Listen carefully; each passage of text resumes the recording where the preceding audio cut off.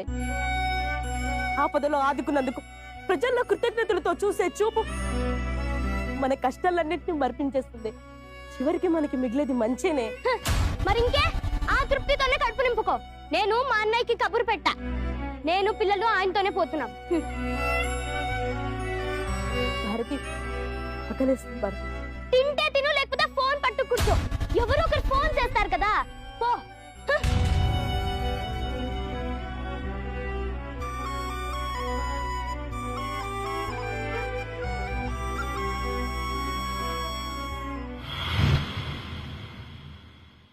భారతి, మా భారతి, ఏంటి బావ ఇంత పొద్దున్న వచ్చావు? కూర్చో, నేను పిలుస్తాను.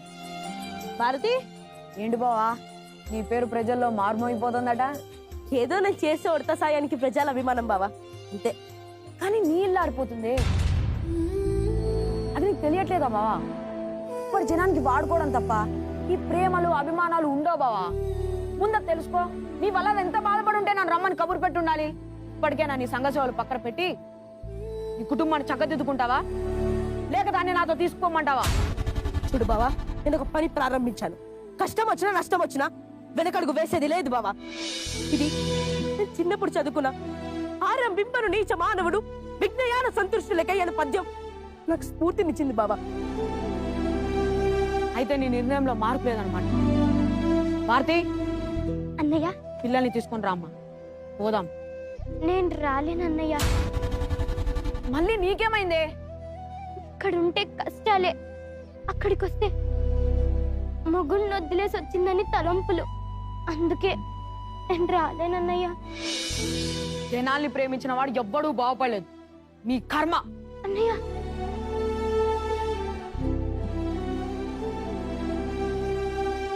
థ్యాంక్ యూ భారతి, నన్ను అర్థం చేసుకున్నాను. పుట్టింటికి తలంపులు తేకూడదని ఆగాను గాని నీ ఘన కార్యాలను మెచ్చి కాదు. ఇప్పుడు చెప్తున్నా విను. నీ తప్పు నువ్వు తెలుసుకుని తప్పు ఒప్పుకున్న నాడే నాతో మాట్లాడాలి, లేదంటే నా బిడ్డల మీద ఒట్టే. రండ్రా.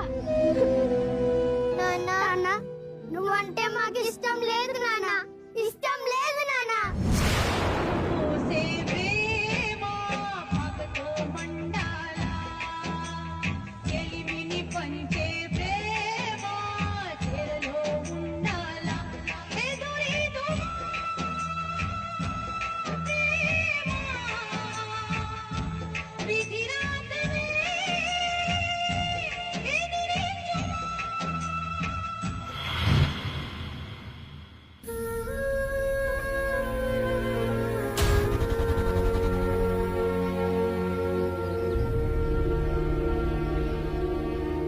రేయ్, లేండ్రా లేండి.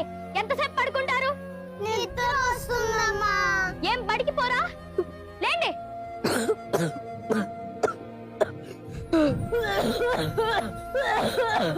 నాన్న, నాన్న, ఏమైంది నాన్న? నాన్న, ఏమైందో చెప్పు నాన్న. నాకేం కాలేదురా. అమ్మా, అమ్మా, ఏంట్రా ఏంటి? ఒకసారి ఇటు రా అమ్మా. నేనేం రాను. నాన్న దగ్గుతున్నాడమ్మా, భయంగా ఉందమ్మా. అయితే నన్నేం చేయమంటారు? ఒకసారి వచ్చి చూడమ్మా. చూడమ్మా, దగ్గుతున్నాడమ్మా.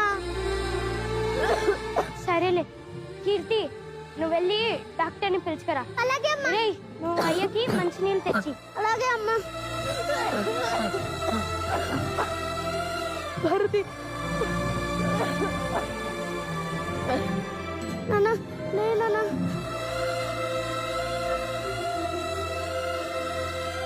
రండి డాక్టర్ గారు.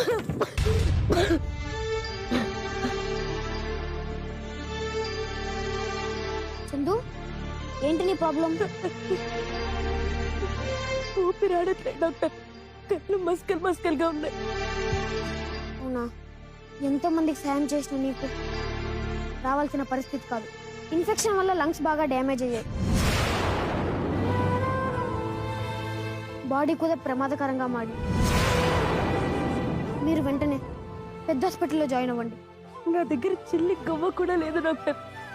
పోతే పోనీ అని పెద్ద ప్రాణం. మనిషిగా పుట్టినందుకు నలుగురు మనుషులకి సాయపడ్డా. ఇప్పుడు కూడా మూర్ఖంగా మాట్లాడడానికి సిగ్గుండాలి. ప్రస్తుతానికి మందులు వాడండి అమ్మా. నాన్న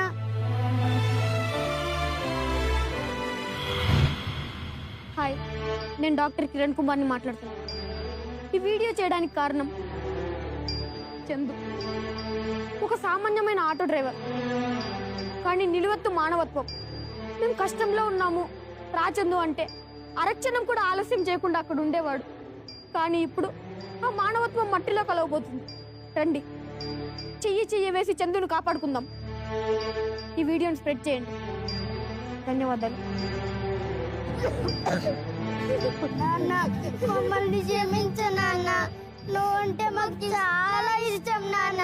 చందు కొంచెం పడుకోడన్నా. రే మామయ్యకి ఫోన్ చేయండి రా. నాన్న ఫోన్ ఇవ్వు నాన్న.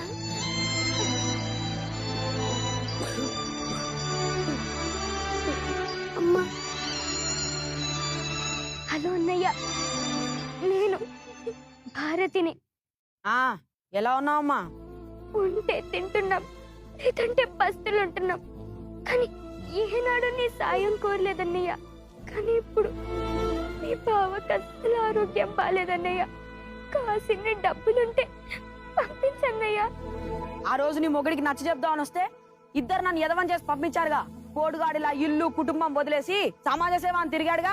ఆ ప్రజల్ని చదువుకోమను పెట్టే. అన్నయ్య అన్నయ్య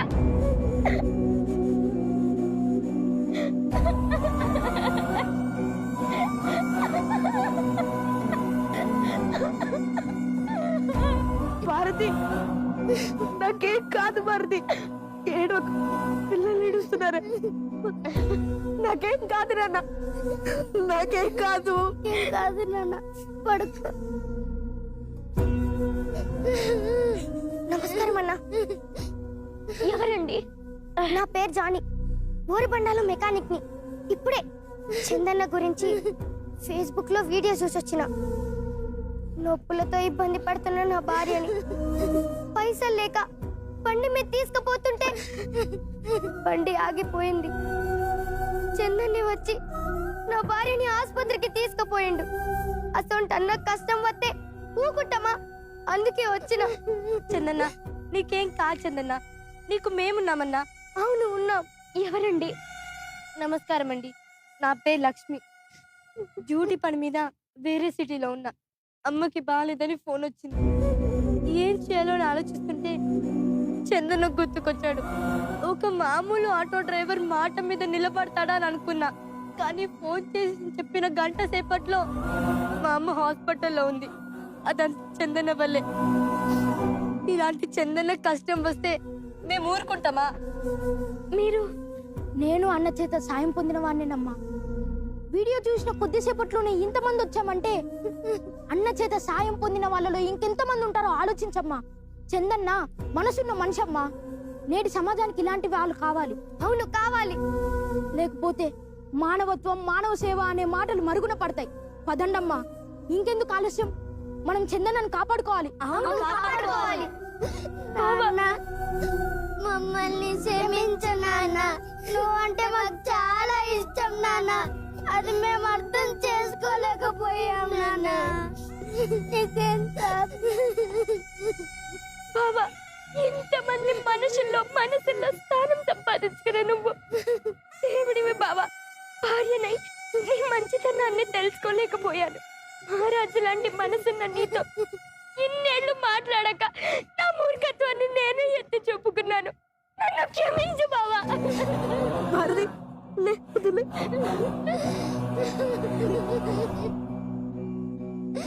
అన్నా తీసుకో అన్నా.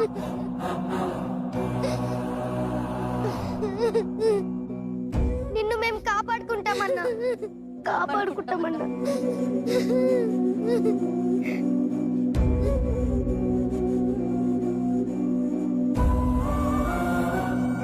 ప్రార్థించే పెదవుల కన్నా సాయం చేసే చేతులు మిన్న. మనం చేసే సాయం చిన్నదే కావచ్చు, కానీ అది అవసరమైన వారికి కొండంత. ప్రజలందరి మనసుల్లో సేవాభావం నిండినప్పుడు ఈ భూమి మీద నేను ఒంటరిని అనుకునే మానవుడే ఉండడు. రండి, తోటి వారికి సాయపడదాం.